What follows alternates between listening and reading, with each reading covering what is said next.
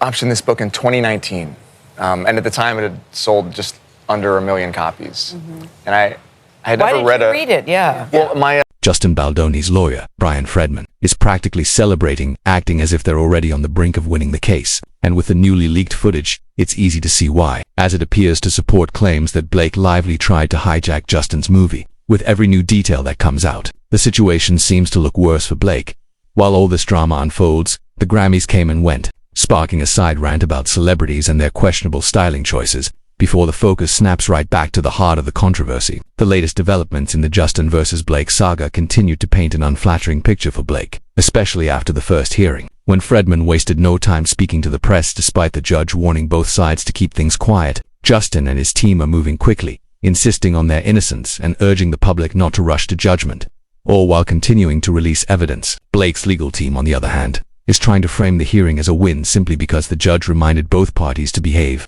But the reality appears very different. Blake attempted to secure a gag order to silence Justin's side and failed, and she also lost her effort to avoid being deposed, meaning she will now have to answer difficult questions under oath. If there's anything she's hiding, it's likely to come out, especially given the damaging footage that surfaced, including a video where she openly admits to showing a rough cut of the film despite being explicitly told by the studio not to. Sony had only permitted her to show selected minutes, yet she allegedly showed the entire film and laughed it off, implying no one cared, which raises serious questions about whether she meant the audience or Sony executives. This only adds to the mystery of why Justin wasn't present at these events and why Blake appeared to be acting as though she owned the entire production. Taken together, the leaks, the footage, and the legal setbacks suggest a pattern of someone trying to control the project, sideline the creator, and shape the narrative without expecting consequences. Meanwhile, Justin has largely stayed quiet, allowing the evidence to speak for itself, as Blake's public image continues to erode with each new revelation. At this point, it seems clear that her attempts to dominate the project, silence Justin, and control the story aren't working, and the truth is catching up to her, leaving Justin Baldoni positioned as the driving force behind the film while Blake is left exposed and scrambling as the narrative slips out of her control. What really happened, according to her own words, is that they decided they were going to show the entire movie, even though the studio explicitly said only 20 minutes were allowed. Explaining that when the studio objected and pointed out the film wasn't finished, she brushed it off by saying people wouldn't care and insisting they should just show it anyway because audiences would still go see it in theaters. Now people are finally connecting the dots, realizing that Justin Baldoni was the one who originally found the book, who secured the rights, and spent years developing the project. Yet Blake Lively somehow ended up taking control and making executive-style decisions, and this resurfaced footage seems to confirm what many suspected all along, that she took over in a way that raises serious ethical questions. With each new detail, the case continues to look worse for her side and is far from over. And while we're talking about entitlement, there's no way the 2025 Grammys can be ignored, because the event made it painfully clear that fashion is in complete disarray, with some celebrities looking like they lost a bet or were actively being sabotaged by their own stylists despite having unlimited money, access,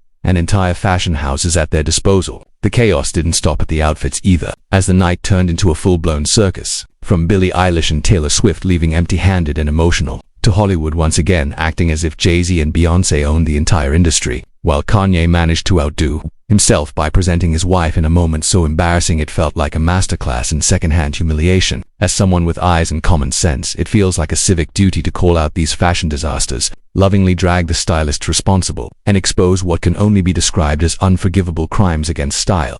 Starting off with a bang were Jaden and Willow Smith, delivering what many saw as peak attention-seeking when legacy status can't quite live up to parental money or talent, with Jaden stepping onto the red carpet wearing a literal black castle on his head that completely overshadowed his otherwise fine Louis Vuitton suit and instantly set social media on fire, drawing comparisons to Will Smith's similar 2023 GQ Italy look and sparking debate over whether it was a tribute to the recent LA fires that purportedly destroyed the family's $42 million mansion, or simply another spectacle gone wrong. While Willow leaned into experimental fashion that mostly worked until the distracting teeth situation became impossible to unsee, though her hair at least earned some praise. Billie Eilish showed up in her usual effortless, don't care aesthetic with a passable black and white look. Cynthia Erivo finally broke free from the green obsession linked to Ariana Grande, and Ariana herself appeared in a blue and silver metallic concept that sounded better on paper than it looked on the carpet. Chappell Roan wore a Jean-Paul Gaultier Spring 2003 couture piece that could have been iconic on the right person but instead came off like a haunted porcelain doll, though her speech more than made up for it, while Sabrina Carpenter delivered one of the night's strongest looks in a powder blue satin J.W. Anderson gown with feather details in it, the backless silhouette that screamed old Hollywood elegance.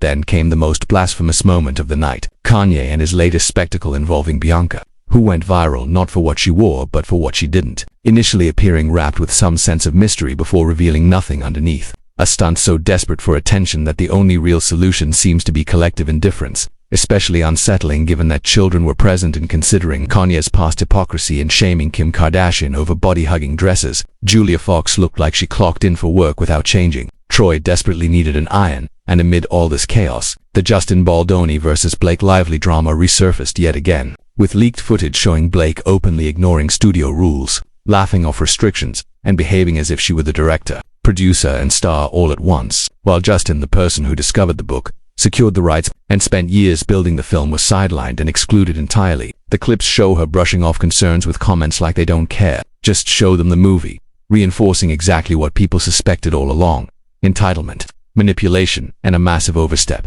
And with every leak, court setback, and public misstep, Blake Lively's position looks more disastrous by the day, as Justin Baldoni's role as the true force behind the film becomes increasingly undeniable. One of my favorite moments that Raphael's had in the whole 2 seasons.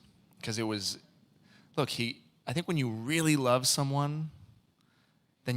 The Grammys this year were absolutely wild, with some celebrities looking like they clocked in for the red carpet and had a toilet cleaning shift scheduled right after, from Joshua Boone seemingly reliving childhood dungaree trauma for no clear reason to Poppy dressing like she had a mountain hike planned immediately after the show. Janelle Monáe looked stunning in Aria and fully did the outfit justice straight off the runway, even if she slightly resembled a stylish train conductor, while Cardi B shut it down in a jaw-dropping Roberto Cavalli sequined gown with feathers done the right way, especially when compared to Sabrina Carpenter's otherwise elegant look, where the feathers unfortunately read more like a cleaning brush. Fashion-wise, chaos was clearly the theme, but the Grammys were never just about clothes. They were about the mess, and this year delivered drama, shade, iconic wins, and eyebrow-raising moments. Olivia Rodrigo and Sabrina Carpenter shocked the internet by hugging it out after years of tension, tied to the infamous love triangle era, leaving fans wondering whether this was a genuine peace treaty or just a well-timed public moment.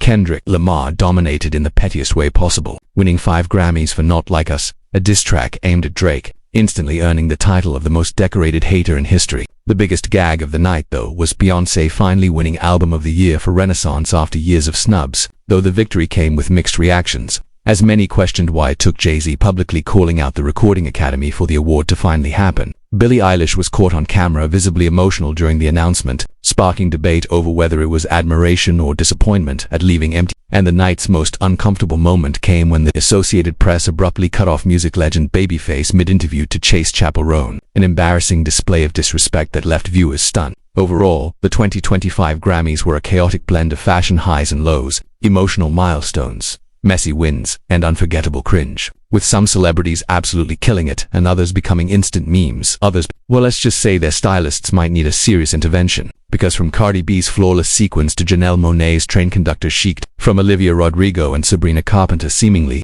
making peace to Kendrick Lamar's unapologetically petty Grammy domination, the night played out like a full-blown spectacle, with Beyoncé finally getting her long-overdue flowers, Billie Eilish visibly emotional, and Babyface awkwardly snubbed mid-interview in a moment that sent the internet into a frenzy even after reporters apologized. If this year proved anything, it's that the Grammys are always part awards show, part fashion experiment gone wrong, and part celebrity soap opera, where every outfit, interaction, and side-eye tells a story. And this year's narrative was chaotic, iconic, messy, and unforgettable. The Academy tried to reassure the public by highlighting its expanded voter base and promising reform, but skepticism lingered, especially with past snubs still fresh in people's minds, from the weekend's public criticism to ongoing debates about fairness. Social media continued buzzing over Olivia and Sabrina's red carpet hug, questioning whether it was genuine or performative. Kendrick's wins were both celebrated and mocked, and Beyoncé's Album of the Year victory sparked discussion over whether it was long overdue justice or a late correction. And then,